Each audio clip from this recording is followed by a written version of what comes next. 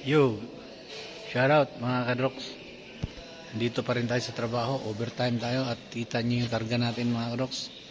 Yan ang pinakamataas na karga sa tanang buhay ko. Oh. Grabe, sobrang taas mga kadroks.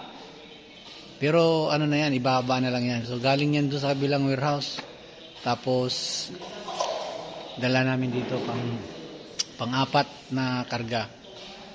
Pang-apat na namin na biyahe. Anong problema, nagkainitan kami ng gwardiya doon sa kabilang warehouse. Matindi, parang daig pa pulis. Checkpoint ang kanyang diskarte, checkpoint para daw gusto pa naman niya ipabubuksan yung mga kadroks at tingnan daw niya yung laman. Kita mo naman nakatali na.